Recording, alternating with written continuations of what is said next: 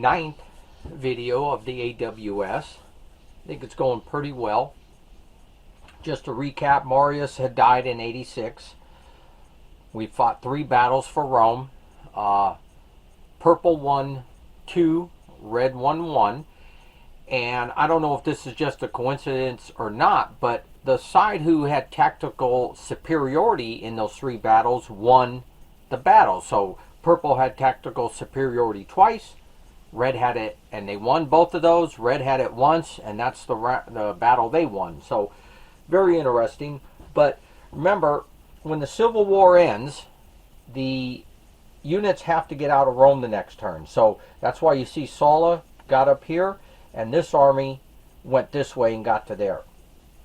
Now, before that Civil War ended, I recruited a Praetorian Guard here. So I think I'm pretty confident with Rome being held with a Praetorian Guard. I have 1 recruit fleet there and the Civis unit.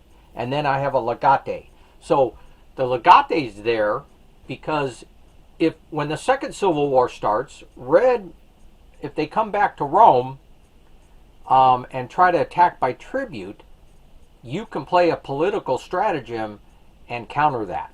But you have to have a leader in that hex. So that's what the Legate's there for. So other than that, you know, I've been building Metilius over here because we're going to deal with Mithradates. Now, you know, the first Mithridatic War is an event that I instituted. And in history, Sulla goes over there to deal with Mithridates. That's when Marius came back to Rome.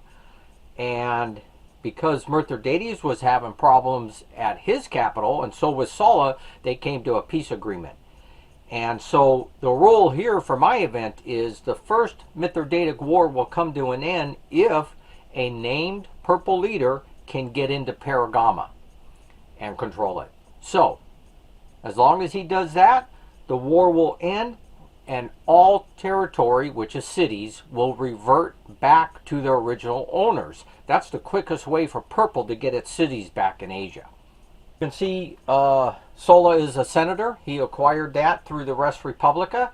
Now, my general rule for this game is purple rolls on the Optimus table, red rolls on the Populus table, and then both can roll on the Exertius table. However, the result for being a senator is you can roll on both tables. So we go ahead and do that. So purple can now roll on both tables, and as long as you expend a political stratagem, you can do that. So I like that, and I'm going to be rolling as much as I can on that table.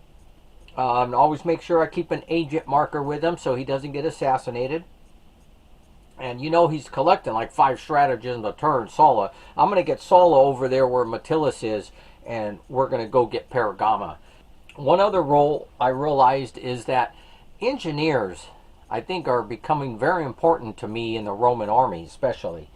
Because after I took Neapolis, I had to march cross-country into this mountain hex. And when you look up terrain, if your army enters a mountain hex, a river, or a swamp, you have to stop. And being this was my target anyways, I stopped right there. But if you have an engineer with your army, you don't have to stop. Also, an engineer, I think, is more important on the formal siege table than I thought. And make sure you use the formal siege table that comes with the expansion set, not the ones that are just in the individual games, because it's more elaborate and a little different.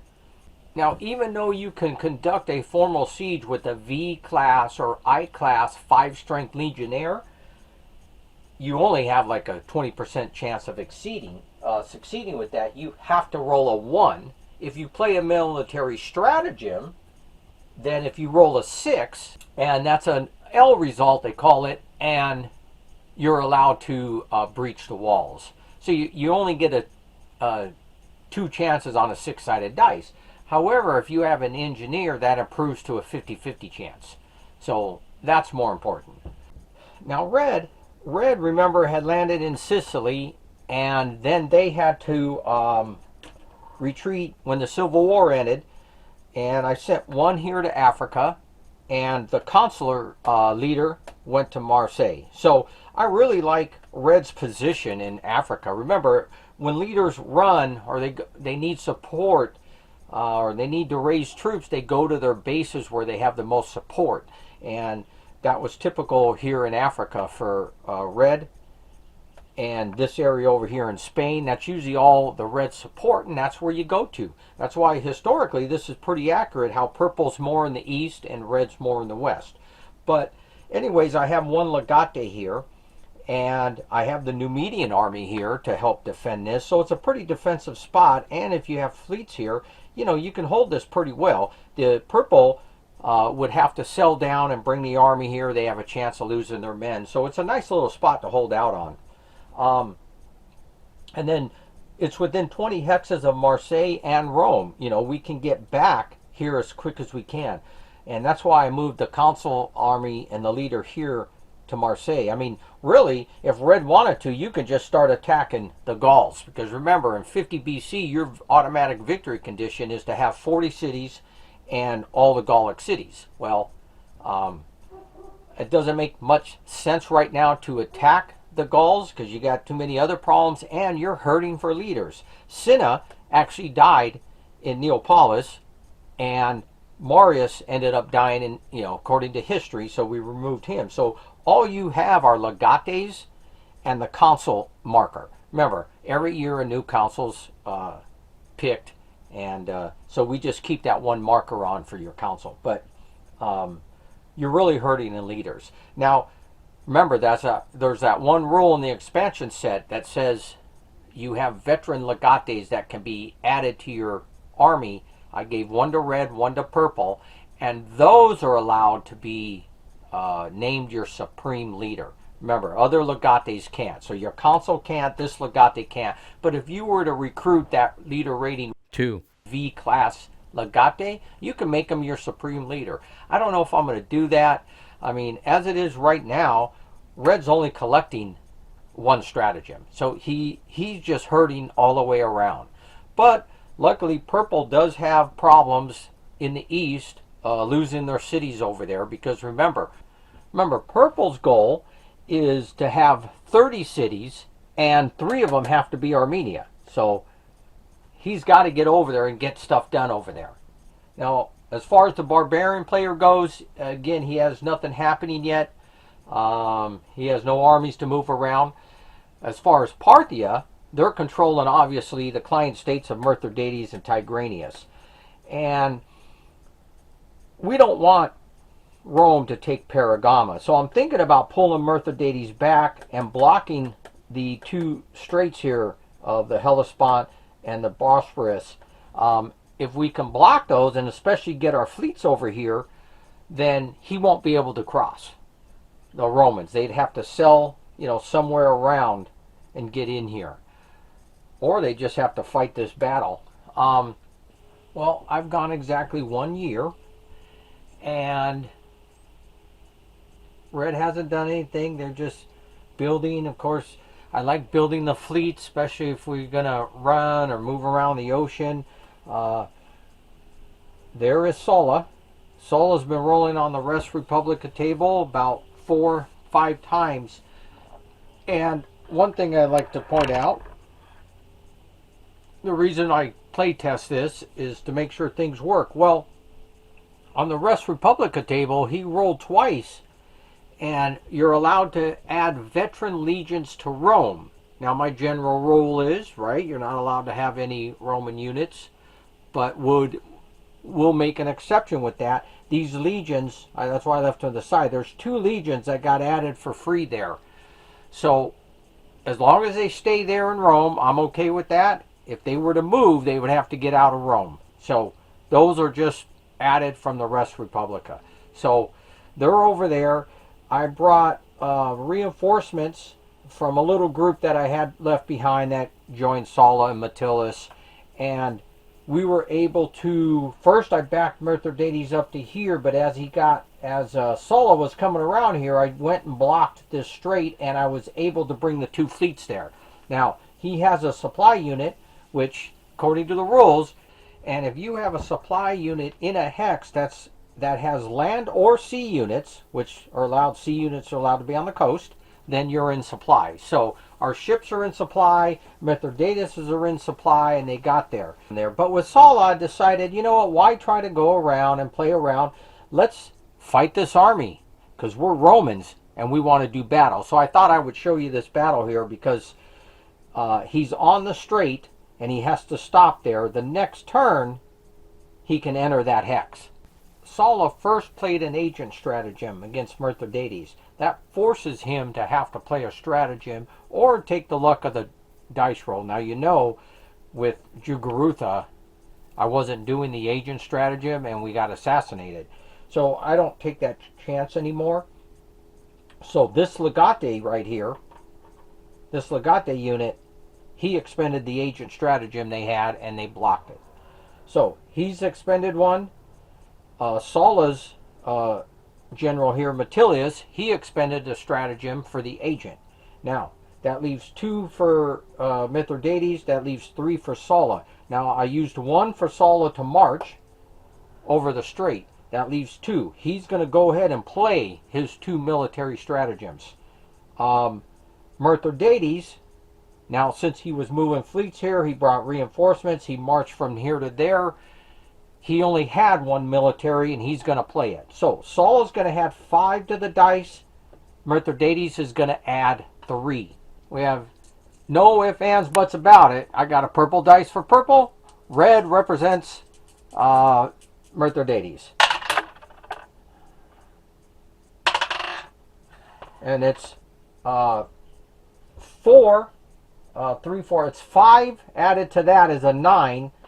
And Mithridates adds 3, and it's an 8. So Sulla just gets tactical superiority. Now remember, the coincidence I'm thinking is tactical superiority is mattering here a lot. So, anyways, let's start with the missile round. It's 5, 10, 15, and 8 is 23. 4 more is 27. We got a 27 missile shot, and we rolled a 5. And on our combat table, it is a 5 strength point loss, but no discipline check. So we got to remove 5. Now, the question is, what 5 do we want to take off? These are heavy. I don't really want, I think I can just remove an archer. Not a big deal, this archer. We'll take that off. And now it's Mithridates fire. We have 5, 10, 15, 20. And 10 more is 30. We got 30. And he rolls a 6. And that's a 5 strength point loss. So that's cool. We're going to remove an archer as well. Alright.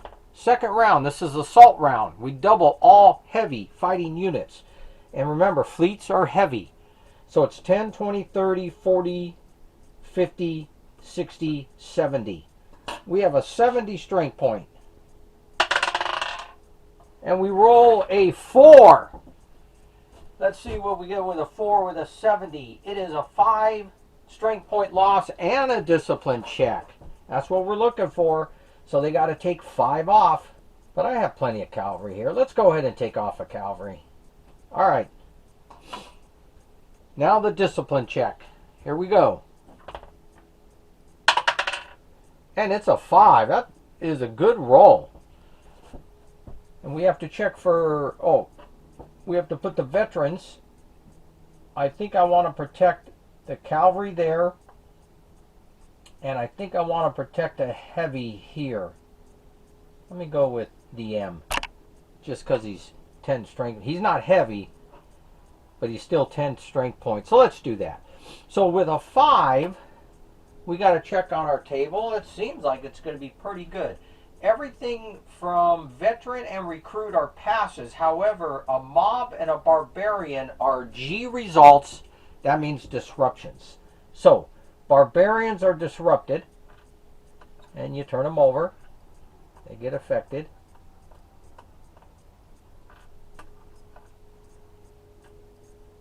And so do the mob. Oh, we upped him to a veteran. Nice move. And we upped him to his veteran. This mob gets turned over. But that's it. Everything else is good to go. Recruits pass and veterans pass. So now it is Mithridates assault phase. Now, these are heavy, 10, 20, 30, 40. This guy's not heavy, but it's 50. And 10 more there is 60. He still has a 60 strength point. Let's see what he gets. And it's a 2. At 60. No losses, but we do have a discipline check in the assault round. Let's see if we can match ours. Okay,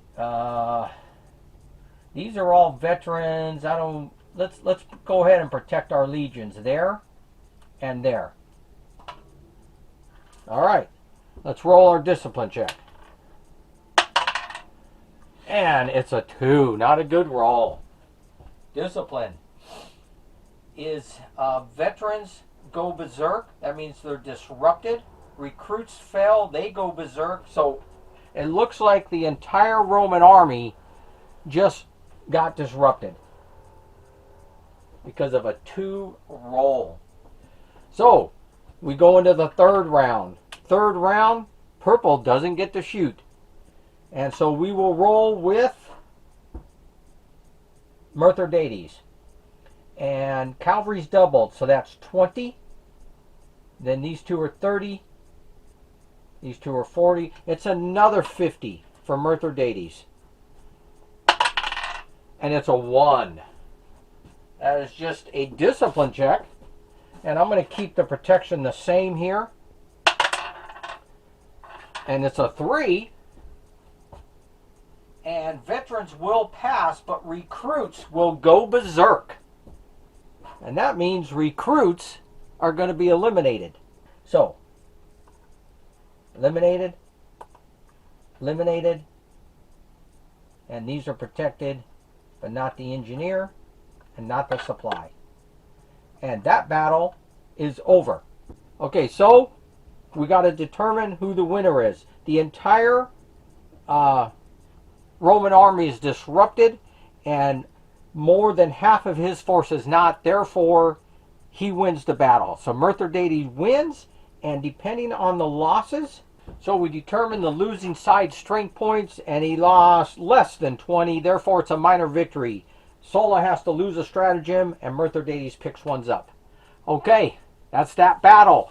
Now, I still have 3 turns here to try to take Paragama. And I don't even know if I'm going to go get some more troops. I still have a decent army. Now, one thing I do have to do is I got to roll for supply now at the end of his turn. So let's roll for the supply. And he rolls a 1. And that supply, I believe, is safe. Yes, he is safe. All right. So apparently the Legate I was bringing up was sitting here off to the side of the board. I thought I had him in the battle, but that's right. I only had Metilius and Sulla there, and he was sitting off to the side. So basically, if he didn't move with Sulla, he'd still be in that hex. So these units are in this hex. So that's kind of nice, bringing them up. So what I thought I would do here is just keep Mithridates there. I mean, he won the battle. Make Sulla fight it again. If we can win one more, he's not going to reach Paragama because there's only 2 turns left. So we are in August here, and took 2 turns. I tried to roll on the Res Publica table, and I got a land bill. It means I can turn a colony into one of my cities. However, if I don't have a unit there, I can't do it. So what I'm going to do now is send like a Legate leader to a colony site, especially this one right here, next time. And when I roll on that populace table, maybe I can get that land bill and get a colony out of it. But anyways, here we are back at the battle. Now, at this point, Mithridates is able to play 2 military stratagems to Sulla's 1. So Sulla's going to add 4, and so is Mithridates. Let's see who gets tactical superiority. And it's a 6 for purple and a 1. And it is Sulla with tactical superiority. So let's roll on our missile table, and it's 5, 10, 15, 20, 19. 19 points. That's another 6. Man, this dice is rolling a lot of 6s. Wonder if it's rigged. Anyways, what do we have for 19? And it's going to be a 5 strength point loss. I think I'd rather keep these, and I definitely want to keep the missile infantry because it, I'm finding having that missile infantry fire first and try to get a disruption seems to be pretty important here in the battles. So here goes red on a 5, 10, 15, 20, 30 table. And he gets a 3. What's 30 on a 3? No losses, but it's a vaunted discipline check. Let's see what we get. And it's a 3 on the discipline table. A 3 for veterans and recruits are a P and a G. Now, I didn't imply my leaders. We can make them Vs, which I'm just trying to move it along. But anyways, the go berserk doesn't matter in the missile round. So nothing happens. Second round, the assault. We have 10, 20, 30, 40, 50, 60, 70, 80, 9. Wow, that's a lot. 89. Here we go. Doesn't count out of the box. That's just my rule. 89 gives them a 4. And it's a 5 strength point loss and a discipline check. So we have to take 5 off again. We're going to protect. We've got to protect the mob. It's going to hit heavy right there. And the Legati will protect. We got to protect the mobs here. Let's protect that one. Alright, let's see what we get on the discipline check. Oh, a vaunted 6. Nobody is affected. Wow. Crazy. Mithradates is kicking butt here. Okay, let's roll with his. And he has 10, 20, 30, 40, 50, 60, 70, 75 strength points. Wow. See what he gets. And it's a 3 on 75 strength points. And it is a 5 strength loss with a discipline check. We're going to go ahead and take a recruit off. And then I'm going to protect the recruit. Here. And here. Okay, everything else is veterans. Hopefully, we need to get a good veteran pass here, boys. And it's a 6. Everybody passes. All right. We go into the third round. Romans have no cavalry. So it's just 5, 10, 15, 20, 25, 30, 35. We have a 39. And it's a 2 with a 39. And no losses, but we have a discipline check. And I think I'm going to keep the same discipline protection here on these bands here. The ones with heavy numbers like him and him. Well, I should protect the cavalry, shouldn't I? Yeah, let's protect the cavalry. Let's move the cavalry up to veterans. And let's roll their discipline. And it's a 2 on a discipline check. And veterans go berserk. Recruits fail. So, any veterans went berserk. So, unfortunately, he's going to die. And he's going to die. No other veterans. The recruits get disrupted. So, these are disrupted. And let's see what happens to the M. I didn't look on the M. The M mobs, they get disrupted. So their entire army's disrupted. They don't get a chance to fire back. So this battle ends. And this one, the entire army's disrupted and the red's not. So Roman wins this battle. And he has losses of 10, 15, 20. There's more than 20 strength point loss. Therefore, it's a major victory. And Mithradates loses 3 stratagems. And that's all he had He is out of stratagems right now. So he just lost 3, so there's none available, but it's not his turn, it's the Roman turn. So I'll come back here. You know, it's tough at this point to, you know, you want one political stratagem, because that's the only reason why Rome doesn't attack by tribute, because if you get Mithradates to change sides, and then the entire Pontus country changes sides. But, so it's, I don't want to recruit or use that. I could possibly recruit with Tigranes here, see, but I only have 1 political. Now the Roman player wouldn't know this technically if you were playing against each other.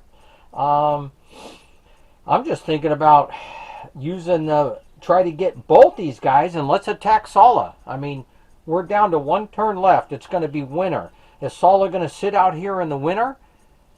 If I go here in the city, he has to breach the walls to get a battle. And then he's sitting way out here in the winter. I'm thinking about doing that. Because if I go here and lose the battle, what if my whole army gets eliminated? And then he just walks into Paragama.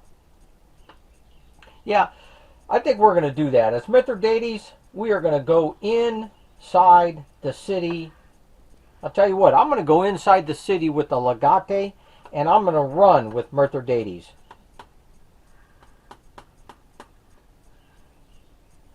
And let's put him over there. So I'm going to be with Tigranes outside the army. And, you know, leaders did that all the time in the old ancient battles. They would run and leave their army. And he's going to go try to probably end up recruiting. But anyways, I just wanted to show you that. And let's see the die roll for... This is the formal siege table with an engineer. And we get a 6. Man, those 6s are crazy. And with the military stratagem, he breaches the city walls. Wow. Okay, before we start that, I moved on the march, spent 1 military stratagem. That's one of Sulla's stratagems. And now I'm going to attack by tribute and spend a 2nd political stratagem. Let's see what happens on attack by tribute. Here we go. And it's a 6. Man, something's up with this dice. Maybe I ought to change it. But they all pass. And he breaches. Let's get ready for this battle. So we lost 2 strength points, but I had to take off a 4. Now we have 10, 20, 30. We have a 40 attacking. And it's a 1 at 40. No losses. However, we do have a discipline check. And it's a 4 on the discipline check.